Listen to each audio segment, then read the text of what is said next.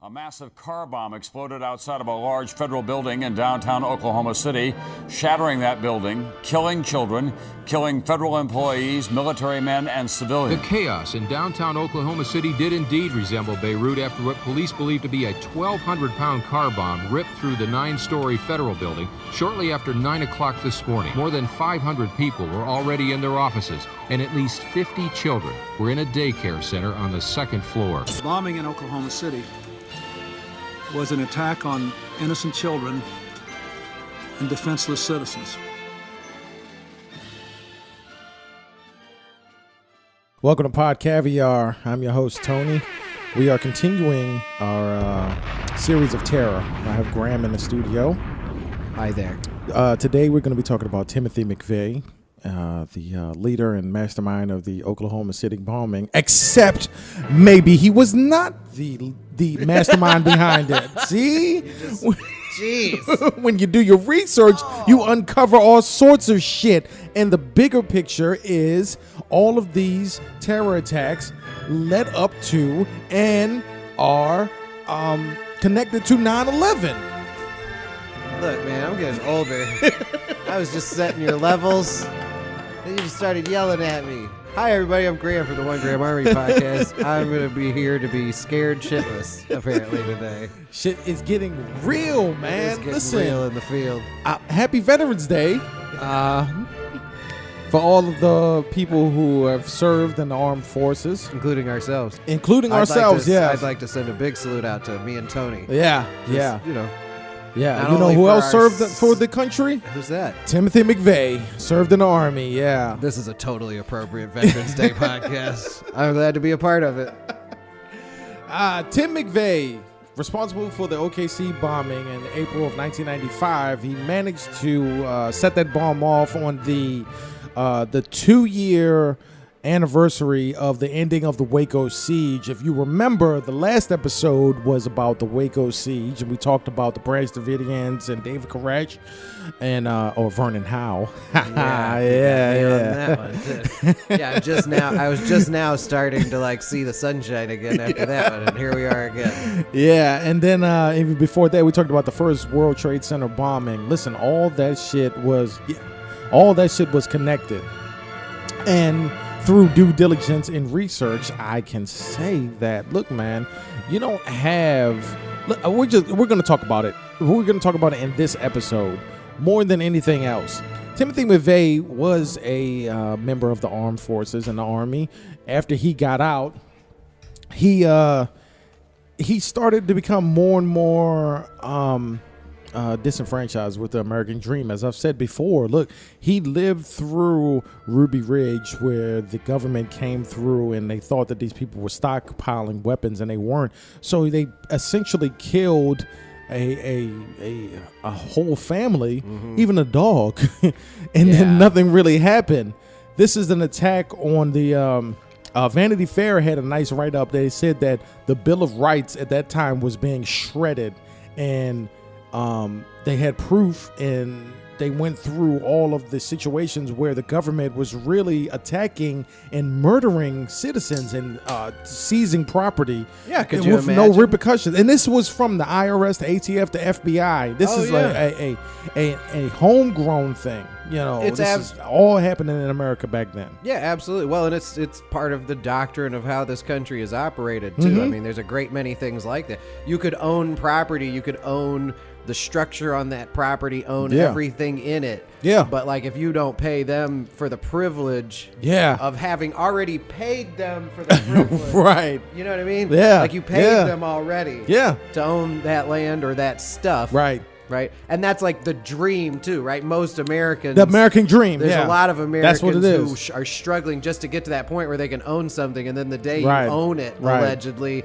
if you don't keep giving them money for the privilege of existing on that piece of real estate, they will take it from you. Yeah, and I didn't know that when I bought my first house, it was like there's taxes for the city and the county Yep. every year? What do you Every mean? year, just to... When I paid you money to live in this land. Right. So remember when I bought this land from you? What do you mean? Why are And you still charged- asking me for more money? Yeah. This is the country became independent because of shit like this. Right. So, You would think so. yeah, right. And why would you turn around and still do the same thing? You And know? it was definitely much more about allowing a different group of people to impose that kind Right, of will on right. a different group of people. Yeah, that's under a different that's the banner. bigger picture. And the yeah. other people who were collecting that money were like, well, I guess we'll have to send a bunch of people to die. Of course. So we keep getting that money. Yeah, of course.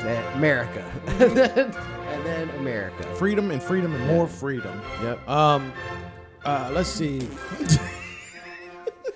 As I said, he was mad about Ruby Ridge and Waco siege. He was actually at the Waco siege. He saw the ATF and the FBI go into the Branch Davidians compound and it burned down and it killed a bunch of people.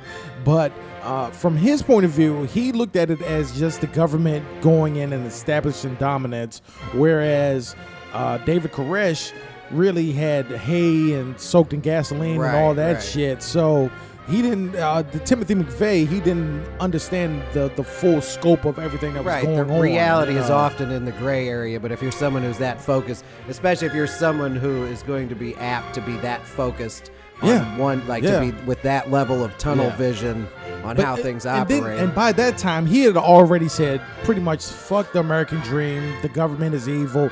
He actually sat up at the outside of the quarantine zone, so to speak, with he was selling bumper stickers that were anti-government. They had anti-government sayings on them on the trunk of his car. He was interviewed by a nice young lady who testified at his trial that he was there at Waco and what he was doing, what he was saying. And I mean, this guy was out there, and he was in a Gulf War. Mm-hmm. Maybe PTSD has something to do with it, but possibly, but unlikely with that war. Yeah.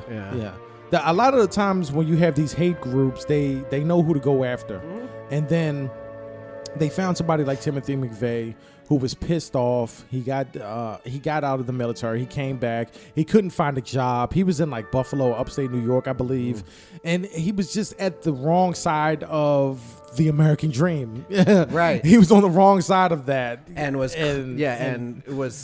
clearly deranged enough to feel like that was something that needed to be turned on. Right. A lot of other people. Right, and then when you have this to me, this was the beginning of the media playing a big part of shaping America's point of view as far as what the government is doing, what the world events are, and how you should react to it. And he took that to heart. So he was pissed off. He was mad. He wanted people to understand that the government is the enemy, and in a lot of ways, okay, the government does a lot of shit that people don't agree with. Does that make them the enemy? No. Right. Does that make? I mean, you can't always have everybody be happy. Of course not. Building a truck bomb and blowing up a federal building that had a daycare full of kids in it and then injuring innocent civilians, that's not the way to prove that the government is bad. It speaks to the obvious fact that Timothy McVeigh is a sick asshole. You know what I mean? And that people who he's dead. Yeah. And I guess I say is as a historical figure because he lingers with us even to this day. That's true. But he was a horrible asshole, and that's something I don't think that a lot of people understand who try to deify these kinds of people as if there's like martyrs against a government that in reality hasn't done anything directly to them. No. It has done some insane shit. But that's what I was gonna say. But I understand all that, and it is cause for concern. But for you to take an action like that, and you view this as this like monolithic umbrella of evil, and you do something that insignificant. Yeah, you know what I mean. Like you do something that's clearly going to be like your one shot. Yeah, it's not going to change anything. It's not going to adjust the way the government functions. No, you're just so sick, and your tunnel vision is so direct that you're just like, I'm going to take these people off the earth to prove a point that no one's listening to. But terrorists are like that, though. Yeah, they think that. They think that doing these things will somehow make the the public and the people and the government be like, well, maybe we were wrong and you caught us. Yeah. But no, it's the opposite. Yeah, well, the only other thing it does is inspire other assholes. It does. It does that too. That's why. Well, because listen, dude, we're probably on a number of lists anyway. Of course, yeah. Almost all terrorism comes from a place that you could kind of like you can at least be like, well, yeah, like, well, yeah. 50 years of unfettered meddling in the affairs of the Middle East and bombing civilians maybe like at some point would turn around, of course, and bite you in the ass, right? Of course, yeah. And it would be an ideological nightmare to try to sift through. Right. You didn't understand what you're getting yourself into. Yeah. You know what I mean? I don't agree with it. You don't of agree course with that not, kind of behavior as people who live in the country that, protects us by, allegedly protects us by perpetrating these things, although really they're just protecting their own interests. And we're geographically won the geographical monopoly. Right. We definitely did. Yeah, as far as that's concerned, like you can, if you boil it down though, you can generally understand like, oh, America came to Iraq to free people, right? Yeah. And then you're some kid sitting in your house like, oh, sweet, we're freed. And like a bunch of Americans bust your door in and drag your dad off with a black hood over his head because of something he said. And you're like, yeah, but America, right? Like, yeah. But you said freedom of speech. You guys are always saying stuff. Yeah, but not what he said. Yeah, no, we can say stuff, but you better not say anything. Yeah, and all he was like, maybe you shouldn't have blown up that school to save this neighborhood. Yeah, now we got to come get you. There were kids in this neighborhood. Now what do we save the neighborhood for? Oh, right. And if you weren't a terrorist and you yourself were not being raised by a terrorist, maybe you become one now. Yeah, probably. You know what I mean? It's a big fucking mess. The chances are that you probably will say, "Fuck this! I'm gonna go blow some shit up." Yeah. But this whole story is and crazy Timothy McVeigh's an extra asshole though too. In conclusion, to my point, because he didn't suffer any of that. No, he didn't. He did not. And felt like he needed to show the U.S. You got to government. think that a white man in America. Hey, hold on now, buddy. Everybody want to talk about white privilege and all this shit, which is fine. Whether you believe in it or not, this is not up for debate. We're not going to talk about it on this podcast. It exists in the gray area, right? With everything else. Yeah. But if you grew up, you went to go serve your country, you came back, you got out of the military, you came back, and you couldn't find a job, you couldn't find steady work, you couldn't get money. Is it the government's fault? Is it 100% on the government? Wait a second, buddy. Is it? Why you put these ideas in my head, man? That sounds familiar. Let's see, I know a guy like that. He even went to college. It's like, for sure, this is going to start paying off at some point, right? Right, yeah, of course. Yeah. I think they have a file, though. They're like, you're not really. Yeah, they're like, nah. You're a sympathizer. Is that one guy with the fucking jelly donut? Yeah, like, I think more than likely that we're all the not people in charge, and they really enjoy that we like try to figure out why we're not. Yeah, and blame it on each other. Of course. Yeah. I don't know where the hell I was going with that. Timothy McVeigh. Timothy McVeigh. He came back. He was mad about Ruby Ridge and Waco siege.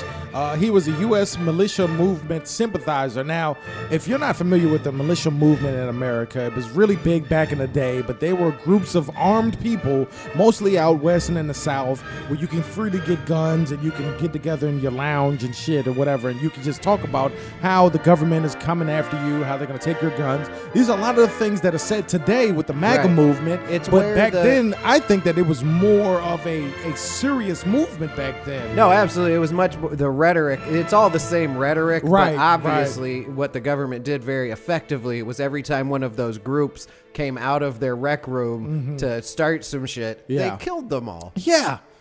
Just side point. Yeah. From like a totally objective standpoint, kind of their job. Yeah. Yeah, no, yeah. Like, I mean, that's just what it was. Because they weren't like they were going after like the Turner Diaries. That was like their Bible. Right. If you look at the full spectrum of deities and religion and shit that people go batshit crazy over, you have the Bible, and then you have the Jones Diary, where where the citizens took over the United States government and they effectively had a coup d'etat, and then they succeeded in that. But people need to understand that that's fiction, Right. but you can't live on that. Those same people, when you say that, they'll be like, well, the Bible's also fiction. Okay. Right. Even if it is, Can't live off. I mean, there's so much shit. There's a big ass gray area. Yeah. You got to think the Jones Diaries, the Bible, Logical. gray area. Right. Yeah. There's a lot in between the two. Yeah. Well, and I have news for anybody if they're interested in seeing what happens when you topple a government and then there's a giant power vacuum and you're like, the people will sort it out. They won't. Libya has a human slave trade. Right. Right. Yeah. Iraq. Yeah. Just Still fucked up. Just Google it if you don't know. Yeah, just look how it up. All that Just worked look it out. up. Just you topple a leader of a country and then just leave it alone. Yeah. And let the people sort it out. Yeah. Look at the French Revolution. Right. There was like 6 governments changing Yes, hands, and just yeah. every time something sucked, they guillotine somebody. Yeah. Dude, you can go on Google. Look at right, Venezuela right you now. You can go on Google right now and look at a picture of like Paris in like the 30s, and they're guillotining a dude in the middle of the street. Yeah. Like they still hadn't sorted it's that not shit. an easy transition. And definitely Central America right now. Yeah. You know, all these various governments where you've... Of course, yeah. But see, people want to bitch about the political structure in America where, we only got 2 parties and then everybody, it's a smoky room where they pick who they want to be president. Yeah. That's fine. But one thing that America has proven is that we can have a complete idiot be president and we can still function. Absolutely. The military is still strong. We still 2 guys in the room making podcasts. It's not like this is going to change. Yeah, I was going to say, it's something I enjoy is going outside and there's not tanks rolling down my street. Yeah. Or, you go turn on the tap, it's water. Right. And if you drink that water, you get real sick, you can sue the shit out of somebody. Exactly. You know Yeah. what The I power mean? grid is good. The lights are still the bright. lights are- They're not flickering. The internet works. Yeah. We don't have these type of issues. If you're listening to this podcast, you're doing all right. Right. Certainly by comparison. But you got guys like Timothy McVeigh who truly believe that the He was- militia movement like could overturn the United States government. That's a very American thing, too, though, because too, the American Revolution is based on this idea that, you don't pay tax, anti-tyranny. Yeah. And really, it was just the British were like, look, you're paying less taxes than everyone else, and we just basically bankrupted ourselves, protecting you from the French. Maybe you could pay a little bit more taxes, and those guys were like, I got this idea. How about fuck them? How about no? Yeah. How about fuck them? We'll call the French and we'll see if they come over here. Right. That's they what did, it was. but I mean, yeah, it was a gamble. But that sentiment never died. And there will never be a militia movement that will overthrow the United States government. The only thing that they can do is become politicians and then vote it into power. But even that goes so far because when you're so extreme, people are going to be like, maybe we should not vote for you anymore. Yeah. Griff actually said on my podcast back a long while ago, when it was the Sports with the Capital F podcast, Griff said, you know what? Look, people, Trump, if we were going to have a president that would become a dictator, Trump's probably the guy. Yeah. If Trump becomes a dictator, the system wasn't worth saving. Right. You know, the process wasn't worth keeping if that idiot can grift his way into becoming the dictator of America. Right. Yeah, but until people are dragged out of their studios for making a joke about Trump and shot in the middle of the street, he's not a dictator. He's just he's just a bad president. You know, it's just a shit time. It's just a fucked up Once day. you get old enough too, dude, what's 4 years? How many sections of your life of 4 years were just abject misery? Right. Yeah. So many. Yeah. You just fucking So deal with many. it. You know? You just How many times have you walked up and down the flight of stairs and then one day maybe you just oh shit and you trip. You know, you trip. You know, maybe you trip. Maybe you choke on drinking water. You know, it happens. I mean, you've been moving forward pretty well for a good bit of time. Yeah. Let's just let and this. then, you know, we had 8 years of Obama, who is generally one of the greatest presidents ever. Right. And where are we gonna go from there? Well, it did shit we're like. gonna go for that. We could have got Biden. He didn't run. Yeah. But, But also, you know. though, I mean, it's really at this point for me, it's like Trump makes me nervous because he's out talking to other people. Right. I trusted Obama to be a classic president and, take money from corporations and say he's going to do something and do the other thing. But when he talks to me, Yeah. I'm like, hey, that guy's smarter than I am. Of course, yeah. You know what I mean? Because That he was was something really my dad good said. with words. Yeah, that was something my dad said during Bush. He was like, the bottom line is, Yeah. I just want a president who's smarter than I am. You know what I mean? That's what you want. You want the smartest guy in the room to be the leader, right? Yeah, you know? at least smarter than me. Yeah.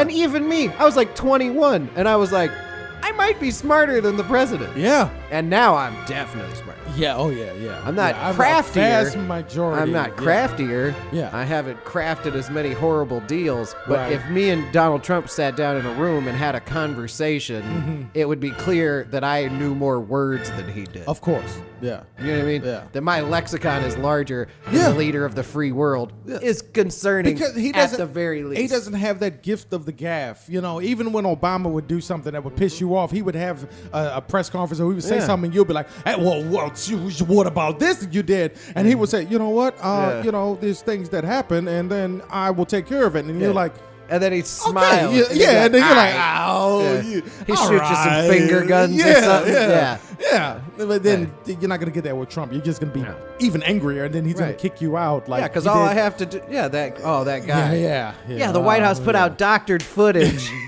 The White House put out doctored footage, and we're still functioning as a country. I'm Right, like, we'll just let We're this. just we had midterm elections, and then we're like, all right, Let's wait this out. It's important though. We changed the color of ties of a lot of people and a lot of seats, and that's important. Yeah. Jesus. Get back on the subject. I feel like this is my fault. feel like every McVeigh time I didn't come work on here, I on do this. This is the good shit. McVeigh didn't work on his by himself. We're talking about this has all been good shit. Yeah. We're not on subject, but it's all been good shit. Terry Nichols was his co-conspirator, right? So the going theory was these guys didn't know how to make a fucking bomb. Okay. All right. They did not know how to make a bomb at all. All of a sudden, Terry Nichols starts making phone calls and taking trips to the Philippines. And then he spends time over there and comes back to the U.S. and then back and forth. And then he always kept in contact with people in the Philippines. So they pieced everything together and was like, look, he learned how to make a bomb in the Philippines. That's when he came back. That's when they really started making this bomb effective, because before he started taking those trips, they didn't know shit about bomb making. And this was all obviously all of this information was discovered on the back end. Of course, like they weren't being surveilled. No. This is how bad the government was at investigating shit and being proactive as far as terrorism goes back in the 90s. But I wrote down that he likely got training from Al Qaeda, Khalid Sheikh Mohammed in the Philippines.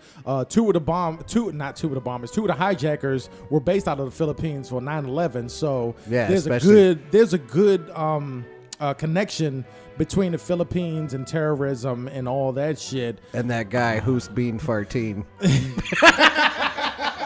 I wrote it down.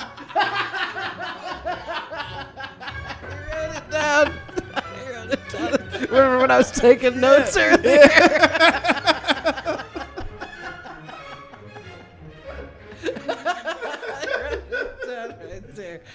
Oh man! It was we between always have room for laughter. We will always. I don't give a shit how serious the topic is. We will always have room for laughter. Well, it's a fun exercise because it's like, all right, can we get through this? And the answer is yes. Yes, we can get through this. It's just a winding. Yeah, it will not be journey. a straight line. No, it will never just a be. winding It will never be an NPR line. That's what I call it, an NPR line, where they just. This is our topic. This is what we're gonna. We have a topic. We have a guest. We're gonna talk about said topic. End of the fucking show. Yeah, well, or like how a sane person would tell a story. Of course, but we're not operating in those parameters. No. It was between that and Souk Madik. Just for the record. I like Souk Madik. Souk Madik is yeah.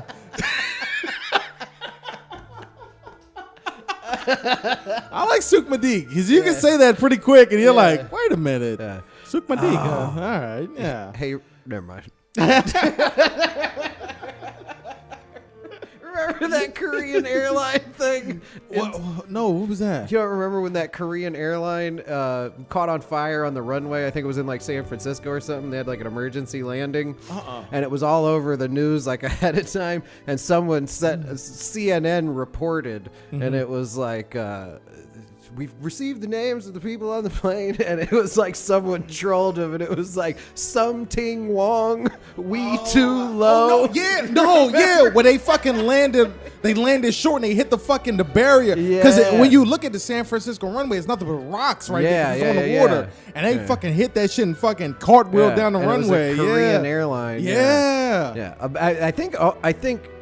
Some people were killed in the escape, I believe, from the plane. A girl got ran over by a fire truck and all that shit. Yeah. That was pretty fucked up. That was pretty fucked up. But someone did get CNN on the horn, and they were like, I feel sorry for CNN. Yeah, man, You know what? Fuck them, though. Anytime anyone trolls the 24-hour news feed, good. Yeah. Wait, do you know? Because you would think all the people on your payroll. You think the pilot's name is We Too Low? Exactly, yeah. Is there nobody on your payroll that sees that shit and be like, wait a minute, hold on. Guys, come on. We too low, something wrong. Yeah. Nah, hang fuck up that. on that guy. We have fun here. Anyway, yeah, the Philippines link wasn't pursued by investigators. And like I said, 2 9/11 hijackers were based out of the Philippines. At the time, when you got to think the timeline of it happening, the bomb was planted, it detonated. McVeigh had another car that was parked near the Murrah Building. He was driving off. It didn't have tags. He actually got arrested hours after the bomb went off, and they held him there in a cell. They didn't know they didn't know who he was, and they didn't link him yet. But they made that link quick enough to where he didn't get out, so they pretty much just had him, and then they found Terry Nichols, and then that's pretty much how they got those guys. Wow. Yeah, like I said, terrorism.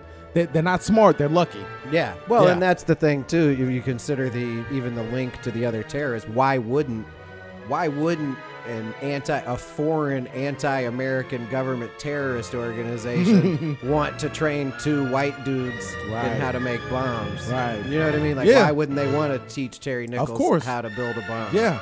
Yeah, go blow up a Yeah, go ahead. Do it. Yeah, do our job for us. Yeah. That's pretty much... That's old school. That's like CIA shit. Yeah. No, that's definitely how CIA shit is. Yeah. Let's see. The bomb was similar to the ones that was used in the World Trade Center bombing that we talked about, and the Khobar Towers attack, which we haven't talked about, but it's serious. Which is a great event, not a great, but a big event that happened. I got to choose better words. Yeah. Because I am teetering behind that. Kicking his door and don't kick in his door. It's either kicking his door and the rest of him, or he's an idiot. One or the other. Exactly. But yeah, just do it, man. The Khobar Towers, which was a horrible event. It was a terror attack. And but the bomb that was used in all fertilizer bombs, weren't they? Yeah, they were fertilizer bombs from Ryder trucks. Fuck Ryder trucks. Even Khobar Towers. For some reason, I thought Khobar Towers involved like a POL truck or something, like a No, I'm truck. sorry. The Khobar truck. The Khobar Towers wasn't a Ryder truck. That was in Saudi Arabia. Yeah, but that's what I was gonna say. World Trade Center, the bombing, and then the Murrah Building, OKC, was Ryder trucks. There are other Ryder truck explosions too. Just go yeah. Ryder truck. They're the bomb. They were blowing up in the 90s. You go up top, we both did it. Yeah, we did it at the same time. We fucking did it. Hell yeah. All right. Excellent. We weren't playing around there. Yeah, but the more I did research on this story, the more I pieced together that if you had a guy who flew to the Philippines, these guys didn't know how to make bombs. He started contacting people in the Philippines. He went out to the Philippines, and then he came back, and then all of a sudden they have bombs. They have a Ryder truck. They have the means, the method, the motive to do this shit. They had the money. Supposedly there was some robbery that paid for the supplies for the bomb. But I was like, I'm like, man, listen, with all this evidence that was ignored and that has came to light since then, Al-Qaeda gave these motherfuckers the money and the training to do this. Yeah. Why wouldn't they do this? Right, yeah. Why wouldn't they? Yeah, that makes the most sense. If your goal is to get bombs and things to blow up in America, right, and two Americans come to you like, yeah, we're mad at the country. Let's do this. I didn't date the prom queen, and they fucked up my order at McDonald's. Right. Let's get it on. Yeah, we got to teach them a lesson. Yeah. There was a guy who was part of the terror group, the major terror group that was in a certain city in the Philippines at the time, Abu Sayyaf. I guess I said it right. I don't Should have just said who's being 13. Just squeeze him in there. His name, they said his name was Edwin Angelus, which I think is not his real name. Maybe that's his real name and his converted name is whatever that thing you just said is, because that's usually a thing. No, Abu Sayyaf was the group. Their group. They're actually still a group. Oh, I thought that was a guy. Yeah. But he got arrested and then he started talking. He said he met a man who was American and looked a lot like Terry Nichols. And then they gave him all the training and all the resources to make this bomb. And that he was, like I said, he was arrested, but they released him because they said they didn't have sufficient evidence to charge him with anything. As soon as he was released, he disappeared. Never seen this guy again. He's gone. Okay. Mm-hmm. Yeah. Yeah. Well, yeah. The connections are many. Yeah. And this was a good episode. You presented a lot of really good information. And there's even more because a lot of witnesses saw McVeigh with the Ryder truck riding around in the building, the Murrah Building. He didn't know where to park it. He tried to park it under an underground parking structure like they did in the World Trade Center. Yeah, but it was too big. It was the clearance, so he had to back the truck up. While the bomb was in the back of the truck, so he had the fuse and he was trying to find out where the fuse was lit, and he was trying to find out where to park this truck. There were many witnesses that said that there was another person in the truck that was not Terry Nichols. And there is sufficient evidence that there was somebody else there with him, a third person of interest that was spoken of and known but never pursued by the United States government. That person supposedly left and went to like Switzerland or some shit, and then the government knew who it was, but they didn't take action to bring that person back, extradite that person back to America because they had McVeigh and Nichols. Ooh, and they didn't think the foreign connection was worth exploring. No. Jesus. No. Sukmadik strikes again. Fucking Sook my dick, man. He's always there. That was a big moment. Always there. But forever in the lives of both of our podcasts, whenever there's a clandestine figure possibly connected to terrorism, that's his name. Yeah. That is a big moment, though, obviously. I mean, I wasn't aware of this whole foreign connection and their lack of interest in exploring it. Goes to the bigger picture it goes to the intelligence community and the government, how they did do a lot of fucked up shit in the 90s to their own people, and how in the 90s, America was like, we're big bad America. We don't have to do our due diligence. We don't have to do this shit. And there's plenty of stories that have said that we could have killed Osama bin Laden back in the 90s. We could have took care of all this shit. Oh, yeah, there's all that shit about Bill Clinton, I guess, had a massive amount of people working on this bin Laden thing. Right. And then, like, as soon as the administration switched hands, they were like, that whole branch of the FBI was dissolved. Yeah. Like, no, usually like one guy. Yeah, because we were like, this is America. Nobody's going to attack us. Nobody's going to attack us. And then it was, it was Waco, and then it was the World Trade Center bomb. It was the World Trade Center bombing, Waco, OKC, and then things died down for a while because they were planning 9/11, and then in between that you had the USS Cole bombing, Khobar Towers. There was we became very reactionary, and we should have been more proactive. I think that now we are more proactive because we have drone strikes and we will fucking drop a bomb on anybody, but nobody wants another 9/11, Well, see, and my concern, though, too, is that there hadn't been one since then. I don't know if drone striking people is what's preventing it. But definitely, if you're like, this is a hotbed of this as an American, you go, well, put something... put something explosive near those guys. Yeah. And see how that pans out. Yeah. It's definitely a part of the deal. I mean, it is. You're building an empire. That's my closing thoughts on America. Is this is the building of a republic. Its story is bloody and gross and unfair and hideous and like just really a lot of reprehensible shit, you know? Right. But as Americans, you recognizing that makes you appreciate it even more. Yes, true. Because of the progress that we've managed to make, like because of like the quality of life we enjoy. Yeah. As Americans. I always say that shit. Like, we're not gonna do the fucking the Turner Diaries because we got it too good here in America. You know, where every time there's an election, there's a midterm election, is go out and vote. I cannot count how many texts I got on my phone. Oh my god! From people that I didn't know had my number that were telling me to go out and vote. Oh, I could have done a whole. I meant to save them, but eventually I got sick of them. Like I could have done a whole podcast episode about the text exchanges I had with various groups. I started texting them back. I was like, "Would your candidate support legislation to end anonymous text messaging during campaigns?" Yeah.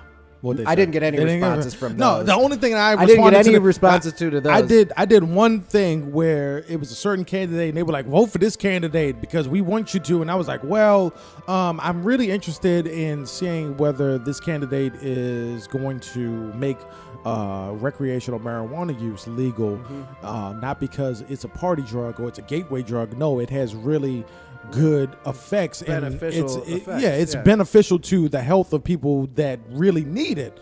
And then the response that I got back was, well, look on the website, and then we talk about that on the website. But see you on voting day. And I was like, no, you won't. Okay, all right. No, cool. you're not gonna. All right, so is that what you're gonna do? That's Garrett, your answer. That's the thing too. Is if a political party or a campaign, just say yes. You know what I'm saying? Yeah.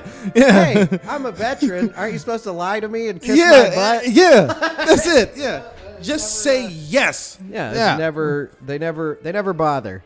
Yeah, they never bother to shoot you straight. It's all the same shit. I saw that one time where who was the guy that ran?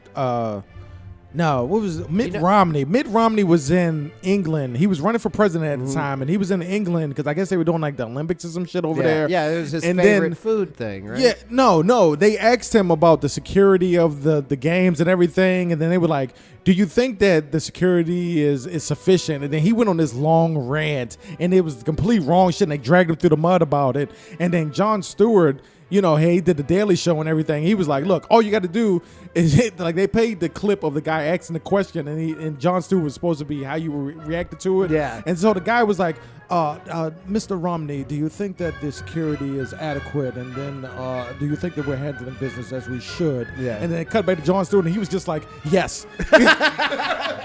That's all you need. You don't need some long, dragged out answer. Well, just see, that's yes. the other thing that pisses me off about Trump. I feel like if I'm going to have to hear from him as a citizen of this country, why doesn't he just say what's on his mind? Yes, no, fuck you, go away. Yeah. He could get so much done with yes, no, fuck you, go away. Yeah. And he could do his whole admission. Because what he's saying doesn't mean anything. No, it doesn't. Like what he's saying isn't No, getting any not point at all. across. No. It's just wandering. He's like, no, Yeah. I'm a president. I was supposed to over here say words. Right.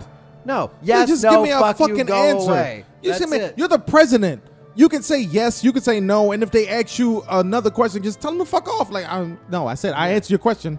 Next question. Next person. Yeah, next person. It's a mess. Yeah, I know. But anyway, But Timothy McVeigh. I'm gonna let you wrap your Timothy podcast McVeigh, he was arrested, tried, and executed through lethal injection, and it was really weird. What I read was that when they gave him the lethal injection, he rationed his breathing to the point to where he ended up dying with his eyes wide open, staring at the camera that was recording him at the execution site. Terry Nichols is still alive. He didn't get the death penalty. He is in, I believe he's in the Colorado, the Supermax place Supermax where like with Larry Kelly Hoover Shake and all Mahaver those and guys. the Larry Unabomber and all those people. Hoover's in there. God, dude, Yeah. next season on Pod Caviar, maybe you let me take the reins. We'll do a Larry Hoover episode. Oh yeah, we could do that. Tell you Yeah, all about yeah. that. We should. Hey, you know what? I think that, and I thought about this before. All the people that are in there right now, we could all do a stories story. on every one of those people. It's every one of them has a story worth telling. Yeah, undoubtedly. so yeah, we could definitely do that. But that's pretty much it, man. I mean, there was. Let me not ignore the victims of the damn the attack. I think we did a so pretty much, good job of that already. Yeah, we did so much talking of these fucking assholes. 168 people were killed and over 680 people injured. Jesus. In that attack. Yeah, I encourage anyone listening to this to go look at the photos and the video. I mean, just the aerial footage from the helicopters. I mean, all of that. It was a big. This is pre 9/11. Nobody had ever really seen anything like this in an industrialized city. It's a city where like the whole half of a building was hanging. Right. That was why in the clip we played at the beginning of this episode, that reporter was comparing it to Beirut, because those were the images we were seeing at that time of like course. the sides of buildings collapsing. Oh yeah, infrastructure blown to shreds. It was and the it first was, time we'd seen and, that you know, since World and War the II. biggest thing that always pisses me off is that, look, man, you're mad at your country, you're mad at the government, you want to kill people, dude. You want to plant a bomb in front of a building and blow it up.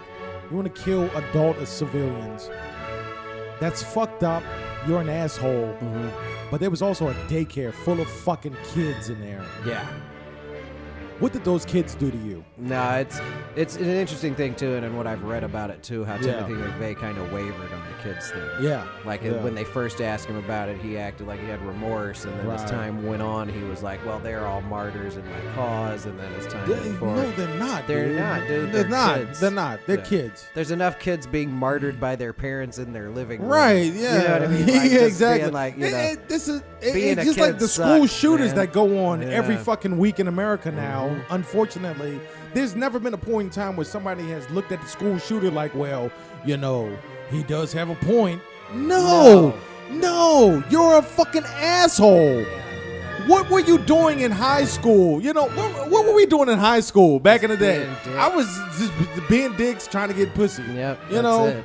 I wasn't worried about the government. I wasn't worried about politics. I wasn't worried about the social structure and how America changes the rhetoric worldwide. And Well, how and we, school shootings, you know, all school this shootings shit. happen in such a microcosm too. It's a much different version of domestic terrorism in that it's like sort of it's at least encapsulated inside the bubble. Right. Timothy McVeigh was a radical white Christian terrorist. Yes. Who committed the worst terrorist attack on American soil predating 9/11. Yeah. I mean, and that's it. Yeah, Like, that's I the mean, that's bottom pretty. line. Yeah, that's it. And the fact that is he's definitely white it. and American or Christian or whatever is irrelevant. No. And if I No. can leave listeners with anything, it's that consider ideology, Yeah. consider its poisons, and consider how long that's been going on in the world. Right. And don't lump everybody into the same goddamn No, group. please don't. Please don't. Yeah. No, because not every white person is a fucking terrorist. Well, or- no, I was or meant racist Arabs. or- Really, yeah, was what not, I was not getting Arab- at there. No, yeah, I was going to go through all of the fucking.